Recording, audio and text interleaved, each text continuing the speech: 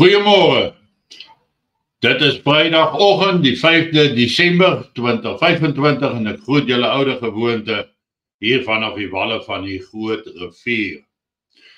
Interessante dinge is besig om oor see te ontvou en dan verwys ek met die spesifieke situasie waar die NAVO-lidlande bymekaar gekom het, waar vir jare en jare was Amerika eintlik die grootste finansierder en was hulle ook die meer dominante party wat hierdie NAVO konferensies bygewoon het. Interessant, hierdie keer het Donald Trump of Marco Rubio of J.D. Vance, nie een van hulle dit bygewoon nie. En dis 'n baie interessante ding wat daar gebeur het. En Marco Rubio het 'n opmerking gemaak wat gesê het, maar hulle lande is oorstroom deur immigrante. Hulle is besig om van geloof te verander. Hulle is besig om die verkeerde mense in leiersposisie te laat verkies, met 'n direkte verwysing na die instroming van immigrante in Brittanje en in Europa. Waarop dit neerkom is dat Marco Rubio eintlik sê, maar ons kan julle nie meer vertrou nie. Want julle optrede is in wie se belang? Is dit 'n optrede of in belang van die oorspronklike Britse burgers, of is dit dalk in belang van die immigrante, in belang van die moslems? En dieselfde argument is daar gevoer ook vir die Europese lande, onder andere Frankryk en Duitsland. Maar ek dink die woorde wat hard slaan hier is, ons kan julle nie meer vertrou nie, want ons weet nie met wie ons praat nie, en ons weet nie wie julle verteenwoordig nie. Immigrante of Britse of Franse of dan Duitse inwoners. Julle sal onthou dat J.D. Vance het kort nadat Donald Trump ingehuldig was, het hy vir Europa gesê, Rusland is nie julle vyand nie, julle is julle eie vyand, die vyand in julle binneste. En dit verwys absoluut na die globalistiese wêreldorde wat beheer het oor Europa en Brittanje. Ons weet dat hierdie globaliste het 'n bloukie geloop in Rusland, en ek gaan dit net gou vir julle wys daarso. Our future generations will be born free from the chains of the Rothschilds around their wrist and ankles, Putin said before the Russian parliament. That statement shattered decades of silent global slavery.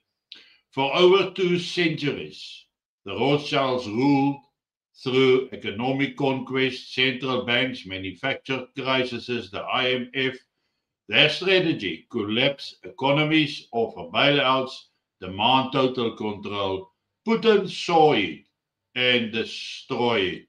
He expelled their oligarch puppets, confiscated assets, and dismantled their influence from within. The untouchables have been hit hard.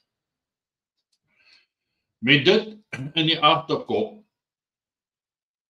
en ons kyk na die Oekraïne-Russiese oorlog, en die feit dat Amerika niemand van Europa by die sogenaamde vredesonderhandelinge betrokke gemaak het nie. Eers het sy afvaardiging, Witkoff, die leier van die afvaardiging, het hulle met Zelensky gaan praat. Dat is duidelik vir Zelensky sekere voorwaardes gestel, en toe is daar met Putin gaan praat, en ons weet dat daar is nie op hierdie stadium alle oplossing vir moontlike vrede nie. En die een rede daarvoor is omdat Rusland nie wil afwyk van dit wat sy oogmerke is met die spesiale militêre operasies nie. Hulle bly volstaan dat daai gebiede moet onder hulle beheer wees en bly. Hulle gaan geen grond wat deur oorlog verower is afstaan nie en hulle gaan nie toelaat dat Oekraïne deel van NAVO word nie en 'n verskeidenheid van ander voorwaardes wat hulle het. Maar die punt van die saak is dat Donald Trump praat met die twee strydende partye. Terwyl Europa bly sê, die Europese Unie onder Ursula von der Leyen, 'n persoon wat nie verkies is deur die inwoners van Europa nie, maar sy praat namens al die inwoners, want sy sê daar kan geen vrede in Oekraïne wees sonder hulle deelname aan die proses nie. Maar ek het begin deur vir julle te sê dat hulle het hierdie NAVO-beraad net eenvoudig gebypass en reguit met Oekraïne en Rusland gepraat en het nie die moeite eers gedoen om Europa, NAVO of die Europese Unie of die leier van enige van hierdie ander lande in te lig oor dit wat hulle doen nie. En daarin lê 'n groot lesie. As Donald Trump se administrasie bereid is om die Europese Unie, die NAVO-lidlande, die Britse, Franse en Duitse regerings totaal en al te ignoreer in 'n vredesproses omdat hy hulle as null and void beskou as mense sonder behoorlike invloed en dat hulle net optree in belang van die globaliste. Hoeveel te meer gaan hulle nie dit wat hulle in Suid-Afrika wil hê wat moet plaasvind gaan bevorder nie. Ons sien hoe hulle hier in Suid-Afrika praat. Ja, hulle sal die onderhandeling sal regkom. Ons weet hulle lieg, want die voorwaardes is baie hard en duidelik.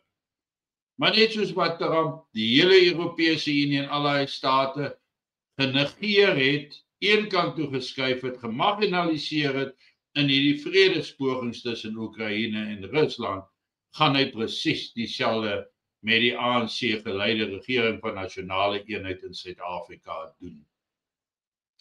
Hier gaan nie 'n omswaai kom van Donald Trump nie. Hy gaan nie 'n tree terug staan nie.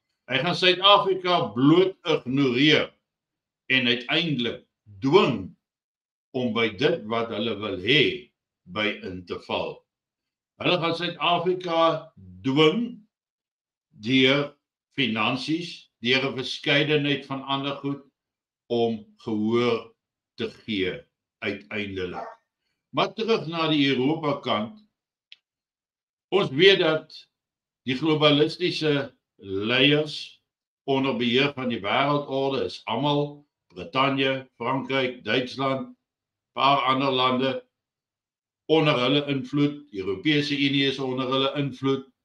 Die feit dat Trump hulle bypass, by hulle verbygaan sonder om hulle ingelig te hou, sou moet dit wat ek gesê het rondom Putin, wat die globaliste uit sy land uitgejaag het, dan begin daar 'n prentjie vorm.